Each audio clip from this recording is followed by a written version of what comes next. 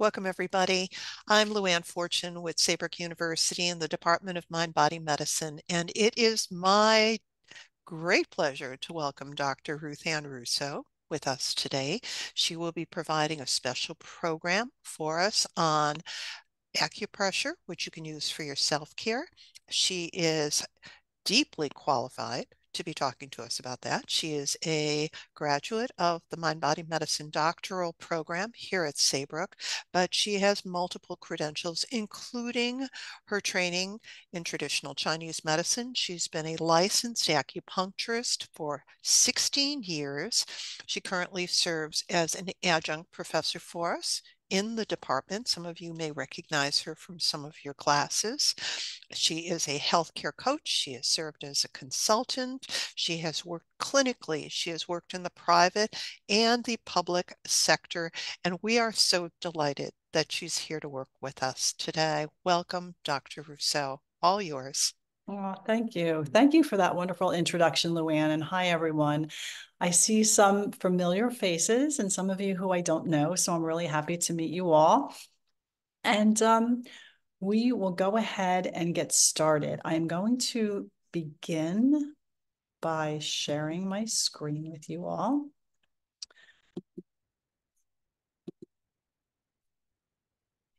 Into it.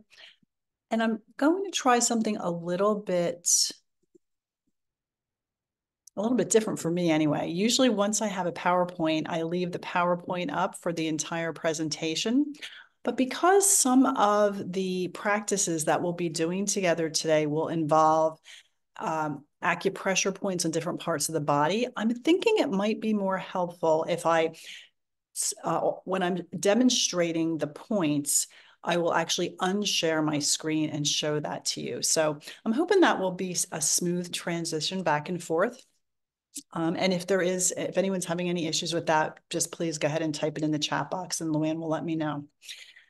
But for right now, let's go ahead and get started. So we're actually going to talk about acupressure as it's both a physical and an energetic medicine. And we'll kind of talk about what that means in a couple of minutes. But because we are here to talk about physicality and energy, Luann has already kind of helped us to focus on the physical piece by, encouraging everyone to get comfortable and be in the right temperature for yourselves. And I just want to take a moment to check in on energy, just check in terms of where your energy is. There's nothing wrong. There's no right or wrong way to actually assess your energy. Just kind of see, is it high? Is it low? Is it somewhere in the middle? Would you describe it using something other than a continuum?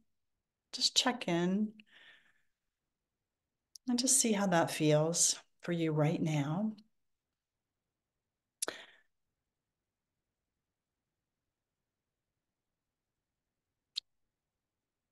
And then what we'll do at the end is we'll do another check-in physically and energetically and just see if there's any difference, if you can kind of remember where you were from both perspectives, and we'll just revisit that. So thanks for doing that with me. All right, so we do have an agenda. There was a description of the program that was sent out, and I tried to stick to exactly what I promised. Well, we're first going to spend just a little bit of time reviewing the theory and science of TCM. Obviously, that could be its own presentation, but because we're here to practice, we won't take a lot of time just to give you some basics. We're going to talk about the acupuncture mechanisms of action. So really, what do we know scientifically and from a research perspective about why acupuncture does what it appears to do? We're going to examine how acupressure taps into the wisdom of the body. And we'll do some of that just through the practices themselves. We're going to practice self-acupressure for improved sleep. I think everybody probably has the need to improve sleep. If not right now, at some point in time, so you can kind of keep that in your toolbox. Stress management, anxiety, and also improved focus. So it's not always about kind of, getting really, really relaxed. Sometimes people come in for acupuncture treatments and they are having issues with focus and they want to be more energized. So ultimately, and as we'll see, when we talk about a little bit more about the mechanisms of action of acupuncture and how it works, it's really all about balance. We'll spend just a little time with ear acupressure. And then I just wanted to end with a little bit of a different perspective, and that is how to enhance community with acupressure. And that could be, sometimes the terms can be interchanged, acupressure, acupuncture, just based upon what it is that we're talking about. But because what we're doing here today is something that I want to make sure you can do on your own, obviously, I'm not going to ask you to go out and buy acupuncture needles and try to figure this out on your own, but you can use your fingers and your hands to treat yourself. Okay. Oh, this is actually path. And I wanted to just share with you. I know Luann shared with you my background generally, but whenever I talk about acupuncture, I always just want to share a little tidbit about how I got into this particular area of medicine. I mean, I started my life as a healthcare attorney. I was in consulting, worked with a lot of big global companies. And I was really, kind of, I would say running on empty, and my whole family probably was as well, about 20 or so years ago. And at that point in time, my daughter, who was a teenager, was diagnosed with epilepsy. And she's doing fine now. She's 30, 38, maybe even more than that. But anyway, you lose track at a certain point. But anyway, she's doing very well. But at the time, conventional medicine offered her no options. After all the meds were tried, and this took 2 years to go through all the different medication options and other options that she had available to her, her physician at NYU said, look, there's nothing left at this point. We've tried everything. And I'm going to recommend that you try acupuncture. So acupuncture was the last ditch effort for us. Um, and you probably can guess what happened when she had acupuncture. She didn't have a seizure for 6 months. And then it ended up after that being several years. So that really, opened my eyes to something that I had no idea at all about previously, and decided to change my whole life. And that's also how I ended up at Saybrook. So acupuncture led me to Saybrook, which led me to be here. So I just wanted to share that with you all by way of background. So now we're going to talk about, the theory and the science of um, TCM, traditional Chinese medicine, of which acupuncture and acupressure are just one part.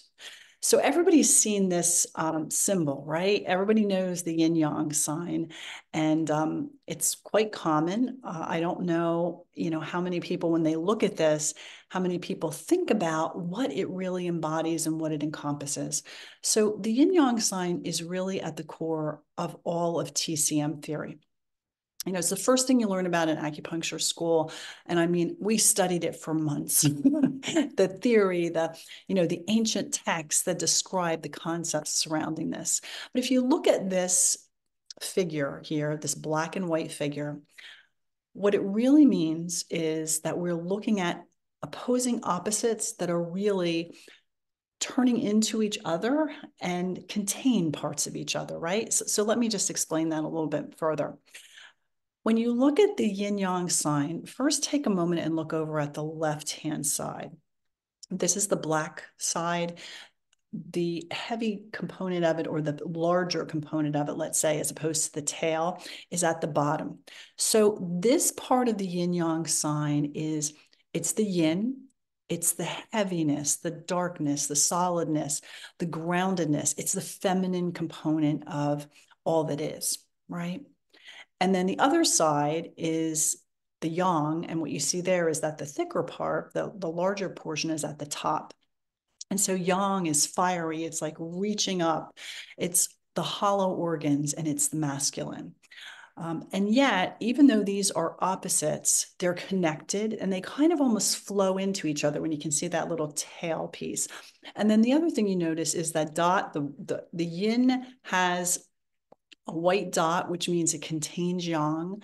The yang has a black dot, which means it contains yin. And so ultimately, really, when we look at this yin yang sign, it is a sign, it is a concept that is constantly in motion, right? There's really no static version of this, even though we're looking at a static version of it right now. And that ultimately what this means, what this under the underlying concept of all of traditional Chinese medicine is that any imbalance in the body is the root cause of all disease. So really what that means is that we show up with a symptom, a diagnosis, an abnormal condition. What needs to happen is we need to recreate balance within the body.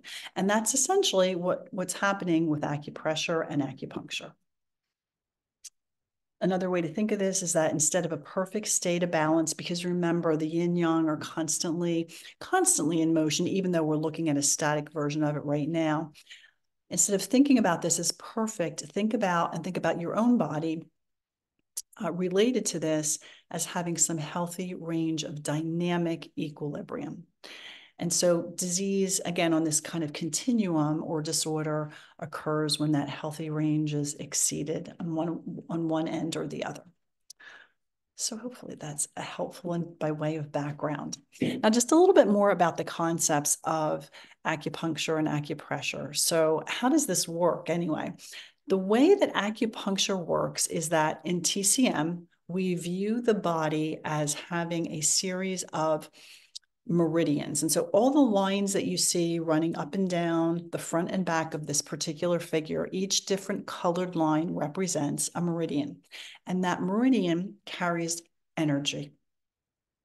And each meridian has its own type of energy related to one of our organs. You can see they're all labeled. We basically have 6 paired meridians. That means there's a yin and a yang, there's a masculine and a feminine. So, for example, if you look at the third small intestine meridian, so that is in fact a masculine organ because it is a hollow organ. And then if you drop 2 down, you see the spleen meridian. That is a feminine organ. That's a yin meridian because that is solid. And stomach and spleen are paired with each other, yin and yang. The only meridians that are not paired are the very first 2, the governing vessel that runs from the top of the head all the way down to the sacrum. And then the conception vessel runs up and down the front center of the body. And that governing vessel is the most yang of all of the meridians, so the most masculine, and conception vessel is the most yin, so the most feminine of all the meridians. And again, another way to look at these meridians is that everything in our body is related to everything else, right? Unlike reductionist or some of what still remains in conventional medicine, where we kind of piece the body, take the body and pull it apart and look at organs separately, everything that happens in our body has an impact on everything else. And I think a lot of that is really demonstrated when we look at the meridians, because where one meridian lets off, the other picks up. And they really do show this energetic interaction. Oh, this is just one of my favorite little cartoons about acupuncture. And it applies to acupressure as well, because obviously acupressure is just acupuncture, but without the needle piece, right? And it often turns out that the points on the body that we treat appear to have nothing to do with the symptom that we have. And it, in fact, can make a big difference. And so that, I think, also kind of further strengthens the argument that everything is related to everything, right? If you can, for example, I wanted to share this. It's an example of that, the mammoth that we just looked at there. But if you can see the point on the ankle in this particular, this is the bladder meridian. It runs up and down the back. And the point on the ankle, which is right over here, just on the outer ankle, that point is one of the primary points to treat back pain, low back pain. So again, why is that? We don't know. We just know energetically it works. So some of the points that we'll be actually using on our bodies today, right, with our fingers as we're treating ourselves might not seem to make sense. But if you can kind of relate back to the idea of the meridians and energy and energetic movement, I think hopefully that can help clear up any questions you might have. So this is a whole, I realize this is a whole lot of detail, and I kept it here just in case there was anybody that really wanted to understand the mechanisms of action of acupuncture. We're not going to go through all the details here. That's not our purpose. I just want to summarize them for you.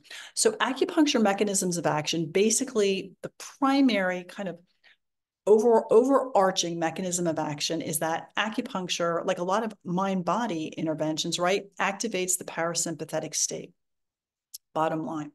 I have patients sometimes who will come in and they're in a hyperactive state. They want to keep talking. They have 25 things wrong with them. And I know that if I can just put one needle in one point on their ear, they're going to calm down enough to actually be able to talk slowly and explain what the problem is, but also in a relaxed way.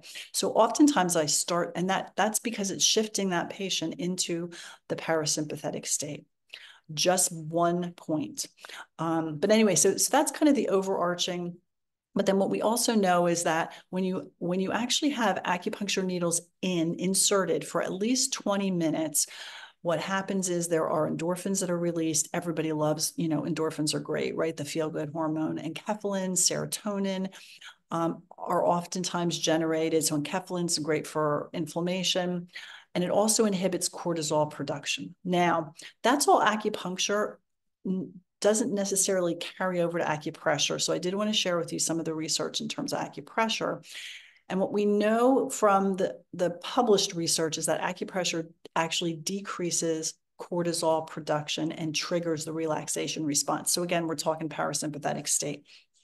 Now, what's really important when we talk about acupressure is that you need to feel a little achiness in the points that you're actually applying pressure to in order for that mechanism of action to kick in. So if you just kind of like tap yourself on an acupuncture point, something like that, not necessarily going to see the same impact. You won't be in pain, but it's just, you got to feel it. Since you're not actually inserting a needle through the skin, we need to make up for that. And I say that still, offering the invitation to, if you're not in the mood today to, to give yourself acupressure in a way that feels a little achy, please don't do that. Just use the practice to learn and see how it works for you. And it's really up to you how you want to participate, obviously. I would just like to show this. I know we're not doing anything with acupuncture, but I'm guessing most of you, because you're at Saybrook, probably everybody on this call has had acupuncture before. But I love to compare the fact that this is such a tiny, tiny needle compared to what we're used to. And even though it is so tiny, it's the size of a couple of human hairs, right? It has so much power. All right, so now we're going to talk about the tools that we are going to use today. So the tools are our thumb, our forefinger. Those are like the two primary tools that we will use. In some cases, we will actually use the palm of our hand.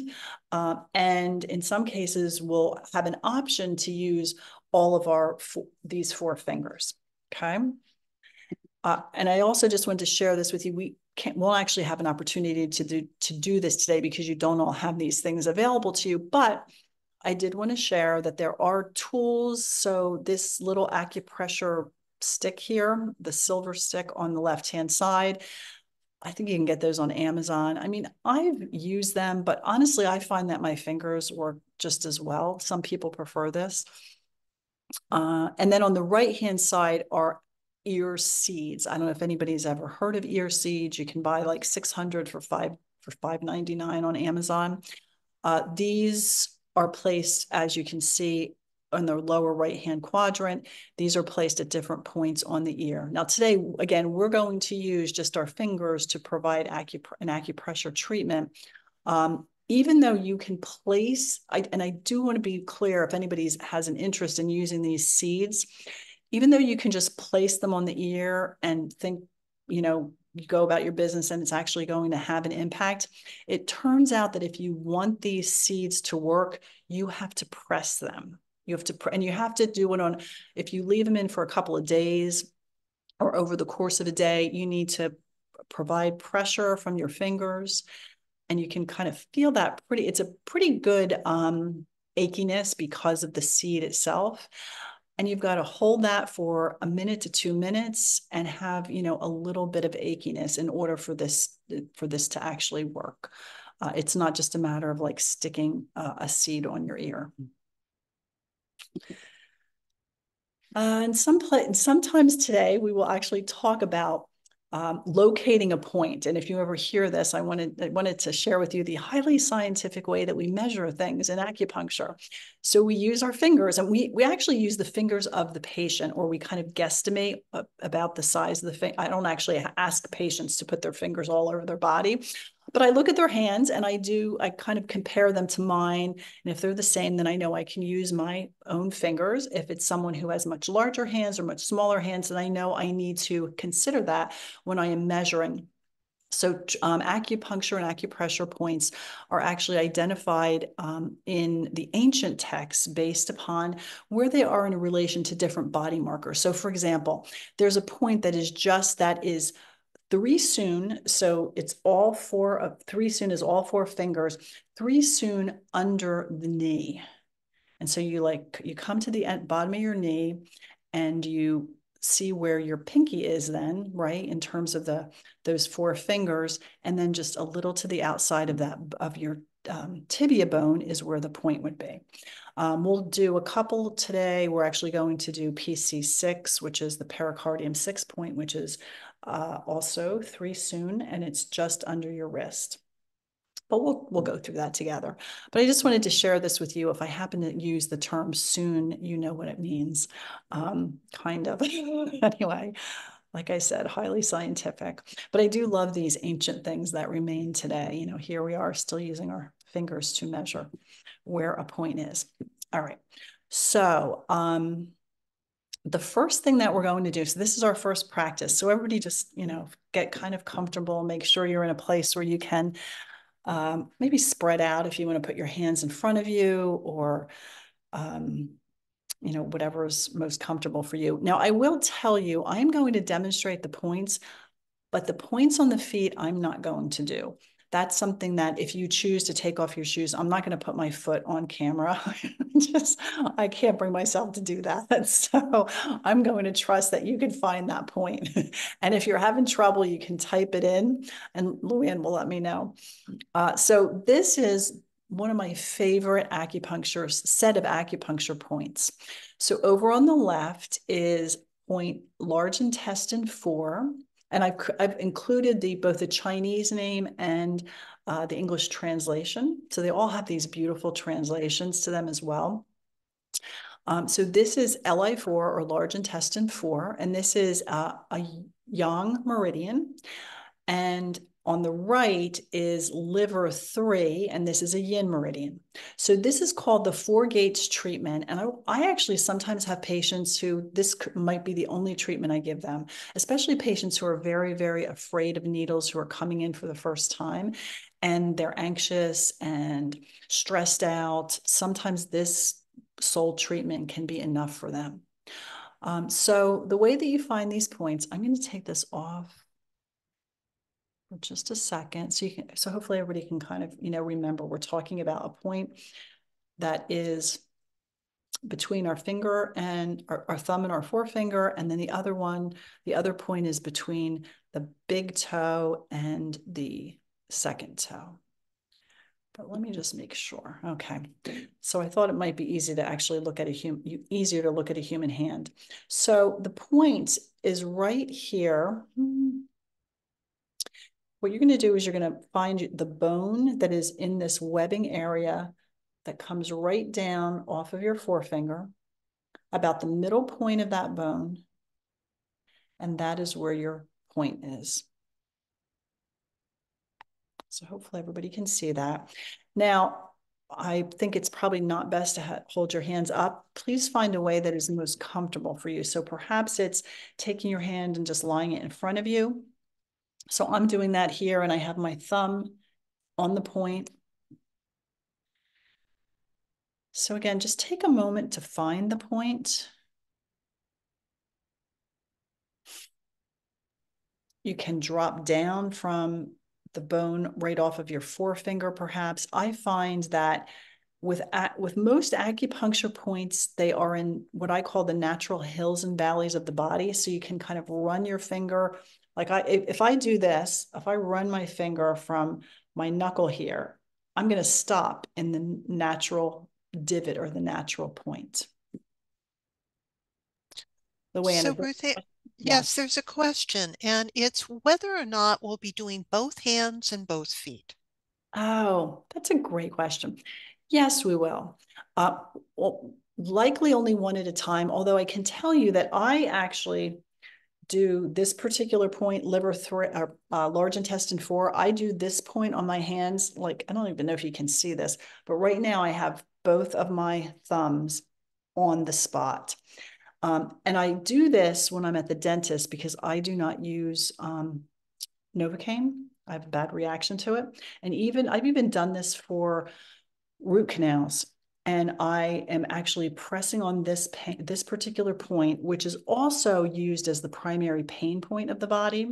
It's overall balance, but it is oftentimes used just for pain.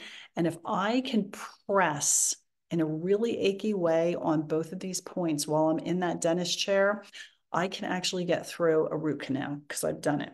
I don't like to think about it, but I've done it. So yes, however, even though we're going to do both, I'm going to suggest that we'll do one at a time because I think that generally that whole like I do that just because it's necessary for me when I'm in the dentist's office. Um, but let's start with LI4, this point here, and just allow your hands to be in a place that is comfortable for you. You know, maybe it's on your lap, maybe it's just lying on the desk in front of you. And let's find the point in the middle of that bone that is up from your forefinger. And once you've identified that point, place your thumb with some pressure against that point. And now I'm going to suggest that we sync our acupressure practice with our breath. So on an in breath, just lighten up a little bit on the pressure. And then on your out breath, press in as hard as you can until, the achiness is as much as you can take, or whatever works for you. And then see if you can just continue with slightly lightening up on the pressure on the in breath and pressing in with a greater amount of pressure and achiness on the out breath. I'll do that for just a couple of breaths.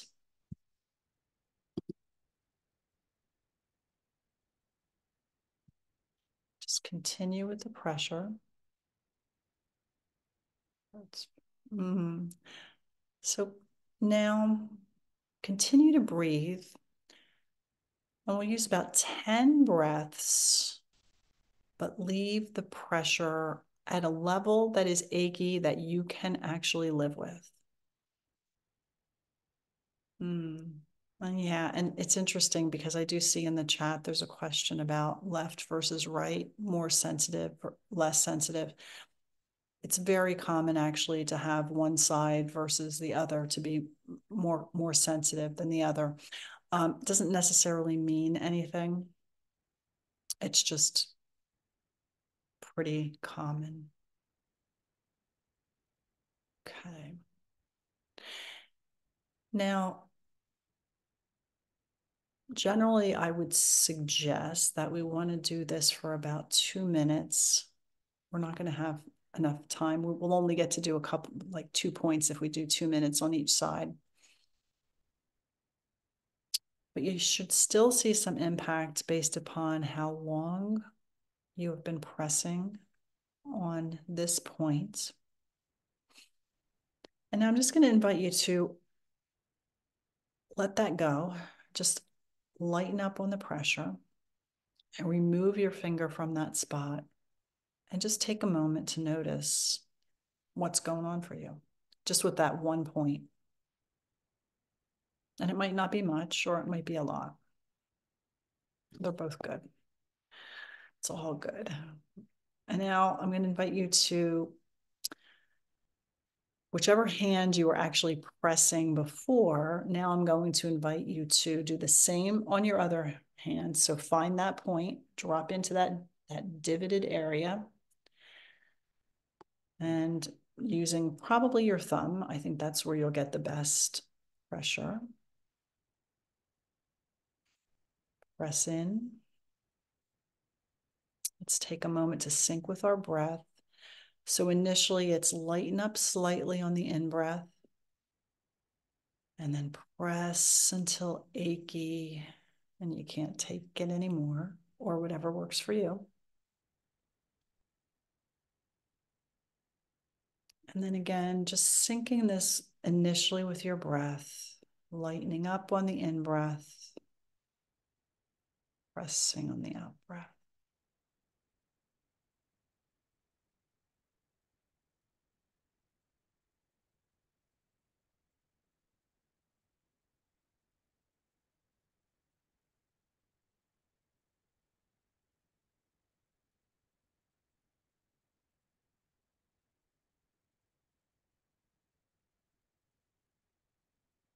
And now let's take a couple of breaths, just allowing the pressure to be the pressure, right? That achiness.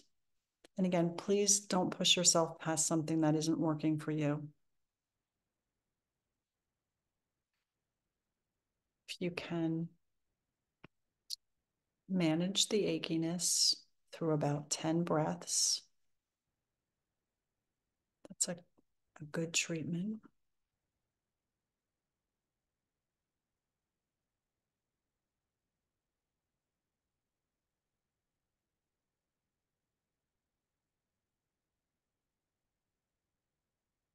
Just continue to notice the pressure and just kind of a little nudge if you are okay with the achiness, with pressing to that point.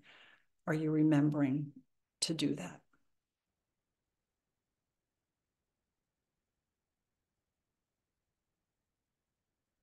I'm going to take one more breath in this posture, and then just allow that to release, relax, and notice how you're feeling. Sometimes just one point can make a big difference. So now I know this is might be asking a lot, and we won't be doing anything else with our feet. But, and I'm going to show you the picture again, just to make sure everybody's.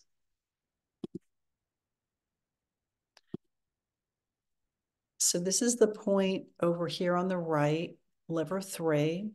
What you're going to do is you're going to start at that little webbing right between your great toe and your second toe, and you're going to slide your finger towards the ankle, right? Just kind of towards your tibia, if that's easier.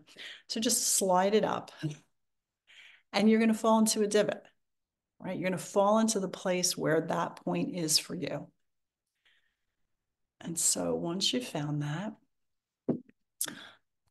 and I don't know if everybody has available to them the ability to press both feet at the same time, that point between the toes, or if that might be too uncomfortable. But see what works for you. And once you've found that point, that little area that you kind of fall into, that's your liver 3. And if you can, Press with both hands and both into both feet. If it's not too uncomfortable, please do that. And we'll use that same practice, right? We're kind of like initially we're going to sync with our breath. On the in breath, lighten up a little bit on our pressure. And then on the out breath, yes, you feel the achiness. And on the in breath, you lighten up. And on the out breath, the achiness.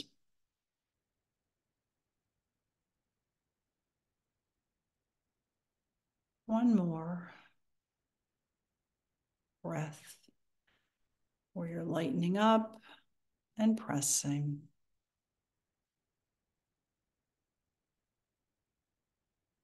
And now take several breaths, maybe about 10, with the achiness at the level that you can tolerate.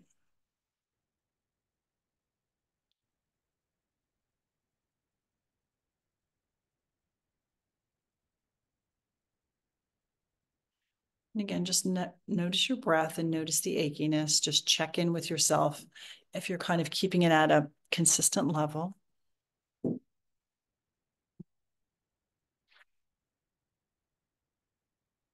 Another breath, and maybe one more after this.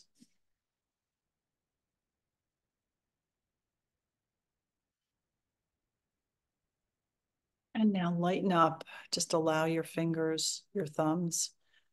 Probably should have done a warning in the beginning. Your thumbs will be tired at the end of this session. But just allow your thumbs to relax and notice, just notice what's going on those points, right? How are the points feeling? Those points between your toes. And also just how are you feeling? What's going on for you? And don't forget to continue to breathe. All right, so here's the next one. It's one of my favorite. This is yin tong. This is actually an extra point. It's not, well, it's not really on a meridian per se. There are hundreds of extra points in acupuncture, on acupressure. And this is a point, I'm going to take off my glasses actually so I can demonstrate it. So it's right between our eyebrows. And although you could just press your finger here right between your eyebrows, it's probably maybe a point that if you get really stressed, sometimes you might find yourself pressing on this. You can do this. You can use your thumb. You can do this. Just see what the difference is. If you use your forefinger, you use your thumb. But I will tell you that my absolute favorite way, and it's something that I want to share with you in case you want to try it, to do the yin tong acupressure, is to use both of my thumbs and then to actually bend down. If I'm sitting in a chair, bend down and put my elbows on my thighs. And I don't know if you want to go ahead and try this. If you're in a place where you can do this safely, please see if you can give it a try. Because what you're doing when you actually place the elbows on the thighs, you're allowing yourself to be able to support the whole weight of your head and that part of your spine. And if you just relax your head into your thumbs like this, you will feel, I think, a huge release. And you don't even have to do a pressure because it's your head that is doing that pressure for you.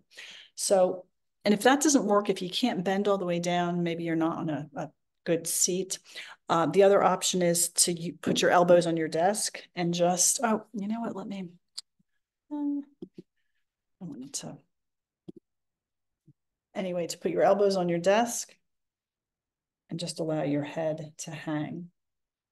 I will tell you that if you're able to get your elbows down to your thighs, the weight that comes from your head is much greater and your acupressure will be a lot stronger. So I'm going to stop talking and let you experiment with what works. See if you can try either a desktop or your thighs.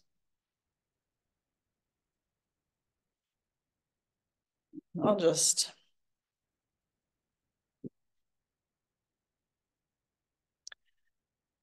So hopefully you're situated and here's the trick with this. Allow the weight of your head to just sit on your thumbs and breathe. That's simple but powerful, right? This is the primary stress point. I probably use this point on 90% of the patients I treat.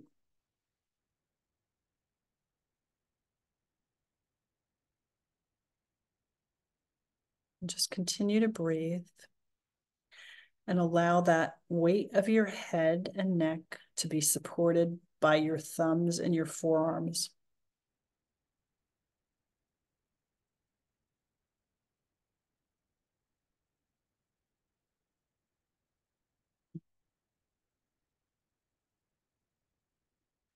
And let's just take one more breath together here.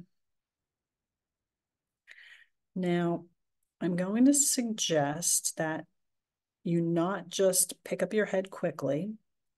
I'm going to suggest that you just lightly move it maybe a quarter of an inch from your thumbs so that you're no longer pressing into the yin tong point. And then, especially if your elbows were on your thighs, just slowly allow your head to come back to its normal place, wherever that is for you. And just take a moment to notice how you feel. All So right. Ruthann, a question about how long would one hold the yin tong point? Yeah, that's a really good question. So I generally say for almost all acupressure points, we're talking about 1 to 2 minutes. So, if you can do 1.5, and what you'll find over time is you'll find what works for you. And you'll also find, based upon the severity of your symptoms, that like I might have some days where everything's just kind of really floating around and I can't get tethered. And I'm going to do a 3-minute yin tong point, right? So, but generally 1 to 2 minutes. So less than one, you're not going to see, it's kind of not that dissimilar from an acupuncture treatment, right? Where I know if somebody's coming in and they're in a really bad place and they need a lot of treatment, if they can stay with needles in for 50 minutes, which is not often available to a lot of people, but if they can do that, it will do a better, there will be a much better impact. All right, so we are going back now to our PowerPoint. So yin tong. And now this is another one of my favorites. This is for anxiety and it's called the Buddha's Triangle. I love the name. I love the points. So we are using the 3 yin points of the upper body, or the 3 yin meridians of the upper body. We're using the lung meridian, the pericardium meridian, and the heart meridian. So of these, and each one of those, there are red points. So the top red point is lung 9. The point in the middle is pericardium 6, and then the bottom point is heart 7. They each have their own points as well. Lung 9 by itself is used for grief. So if I have someone who, for example, I use this point a lot during COVID when a lot of my patients lost family members. Lung 9 is for grief. Pericardium 6, a lot of you have probably even used this. They make seasick little bracelets, right? Seasickness bracelets for pericardium 6. It's also used for stress and anxiety. It's a primary anxiety point. And heart 7 is such a great point for sleep. So when you pull them together, they really create an amazing treatment for anxiety. So a couple of things we're going to do. Now that you've seen the picture, I'm going to just kind of walk us through the points. So there is a way to do all 3 of these points at once, but it's not that easy. So you can take your thumb. So first measure 3 sun, which is your 4 fingers. So right at the bottom of that wrist crease, you're going to be. So see where I am now. This is and you're smack in the middle. A lot of people, you should be smack in the middle of what are two tendons. Some people have the tendons really close together. So if you can't get between the tendons, just wherever you can kind of be in that middle part of your forearm. Another way to actually locate the point is to come up to this wrist crease and then just allow your finger to drop. And in almost every case, it will drop right into that PC6 because it's such a primary point. So that is PC6. Lung 9 is on the thumb side. And what you're going to do is you're going to find that wrist crease that's closest to your elbow. So the lower wrist crease. And it's just below that wrist crease, just below the thumb line and just below the wrist crease. And then heart 7 is just below the wrist crease over here. And there's a little bone that kind of pops out just under the pinky side of the hand. It's just below that little bone and just below the wrist crease. So here, here, and here. Now you can do all three at once. If you place your thumb on PC6, your forefinger on lung 9, and your second finger, middle finger actually, on heart 7. I don't recommend that you keep your hand up in the air as I am demonstrating, but rather allow it to lie on a table, or I don't know, I suppose it could be on your lap. That might not be that comfortable. And it might not be available to you. It might not be comfortable to you to actually do all three of these points at once. That's okay. Just, maybe do two. Maybe do these two. Maybe do PC and heart.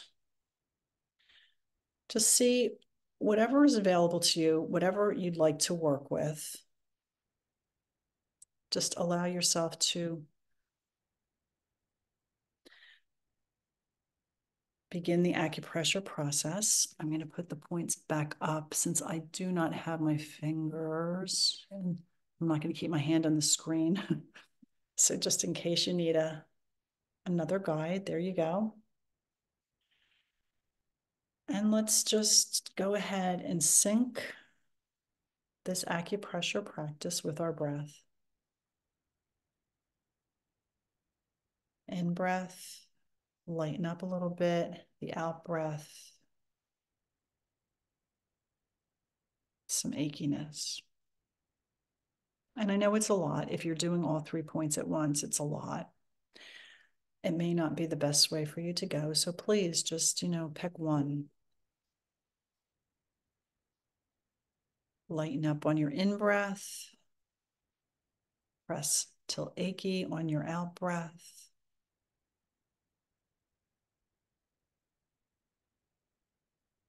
And again, just continue the breath.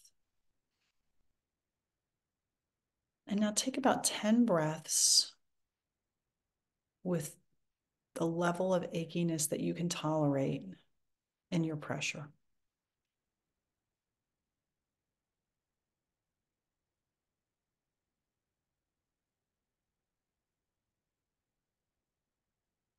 Continue with the pressure.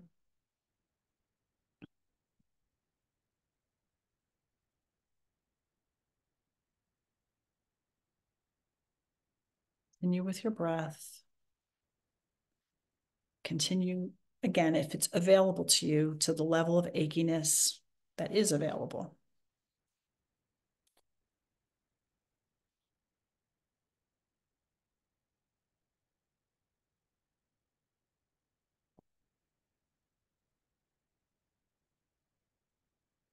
And now just take one last breath. Lighten up on your pressure. Notice how you feel.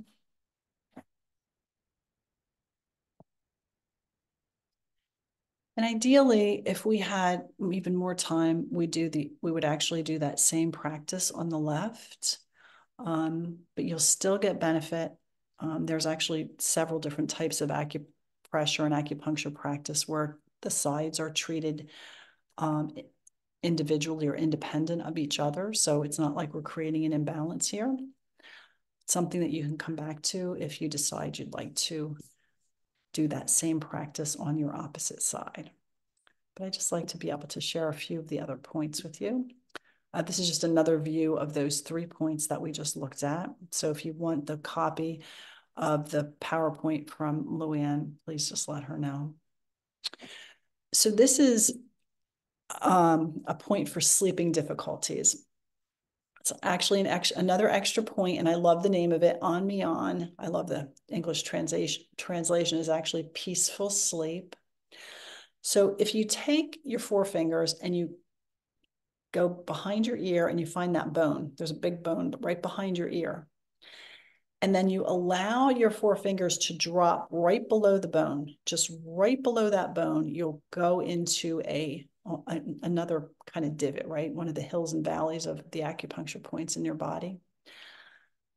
And again, it's just going to the bottom of that bone and just pressing with both your left and your right fingers.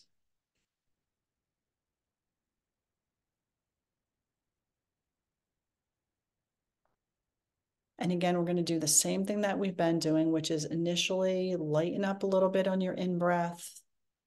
And then on the out-breath, press until achy or until whatever is available for you.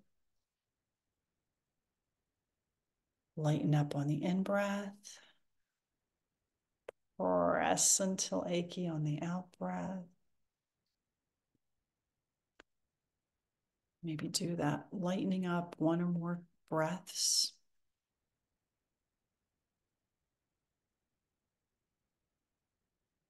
And now take a couple of breaths with at the level of achiness that you can tolerate.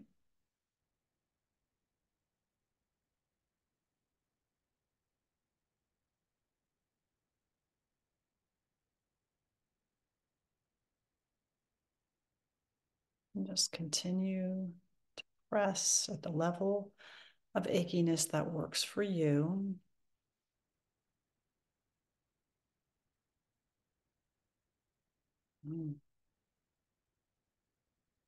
One more breath here. And then just allow your fingers to release. Notice how you're feeling. Don't worry if the points are putting you to sleep or making you too relaxed. I promise before we end, we'll definitely get you back into balance. All right, so these are 2 more points for sleep. I don't think we're going to practice them today. I'll just walk you through the actual points. So you can see where the point on the bottom of the foot is. This is actually the only hidden acupuncture point in acupuncture. It's under the foot. So it's literally, if you go to that second toe and kind of drop below the balls of the feet, it's right there. It is a very, very, very powerful point for sleep. So if you happen to be somebody who's got a lot of insomnia and you do this for at least 2 minutes on each side, each foot before you go to sleep, it could help. And same with this point here. So if you take your fingers, your 4 fingers, and place them on the inner side, on the inner part of your collarbone, you got the heads of those each bone there. And then allow the fingers to drop slightly down and slightly towards the shoulders. There's a little natural divot right below there that your fingers will fall into. And that point is amazing for sleep. This is the point that if you wake up in the middle of the night and you can't get back to sleep, just imagine yourself lying in bed and pressing into the bed. And maybe if this happens to me, I usually end up using all 4 of my fingers here, all but my thumb, and I will just press. So I'm getting more than the acupuncture point itself, but pressing into these into these 2 points is not only calming, it is also sleep inducing. So we don't want to practice this one too long today because everybody probably has a lot of things to do after we're finished. But just wanted you to be aware of that, right? So that you have that skill you can use. This is one of my favorites. Again, it's great for sleep, for stress, for anxiety. So you're actually getting 5 points here. You're getting Si Shen Kong, which are the 4 red points, and then GV20, which is the governing vessel. Point 20 is the white point up there. The way we're going to do this is not with our fingers. We're going to use the palm of our hand.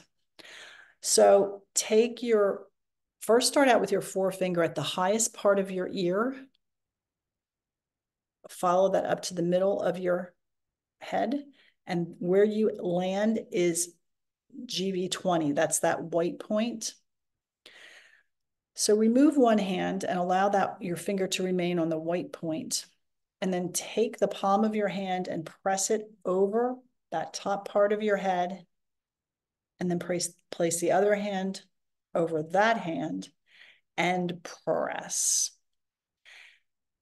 And if you're sitting in a chair or standing, this is amazing. It is calming. This is actually balancing in and of itself. You're getting so many little teeny tiny nerve endings and calming them down that you cannot help but to relax. And again, I know we're getting towards time, so I'm just going to leave you with that as a practice. We won't get to do ear acupressure, but I did want to share with you here, if acupressure is something you'd like to do, it's on the slide itself. But honestly, just even massaging your ears, the entire outer ear is like a full body massage because you're getting to every single point. I have just wanted to share with you the concepts of working class acupuncture. These are done in groups. This is a way to kind of, whether it's acupressure, acupuncture, ear acupuncture. These are 3 organizations throughout the world, actually, who provide this kind of intervention. Just wanted you to be aware of that. And I want to leave us with about ending in balance. So these 2 points here, and for those of you that do EFT, you're probably already ahead of me in terms of what we're going to do. Take the tips of your fingers and you can just bounce off the top of your head where we were just pressing down. So this is basically energizing, kind of giving you more energy. And the same thing here. So any of you that do EFT, you're already familiar with this. But basically what happens here is that we're using the same points in a different way to generate some balance. This is the last one. I just wanted to share spleen 21. It's the 7th point or the 7th rib, just below the 7th rib. But the best way to do this is just to give yourself a hug, because we all deserve a hug. So if you are hugging yourself with your hands touching your ribs, you're getting that point in there and just letting yourself know how good you really are. All right. So thank you, everybody. And I know I went right to time, but if anybody else is willing to stay and ask questions, I am as well. But I know you probably all have things to do.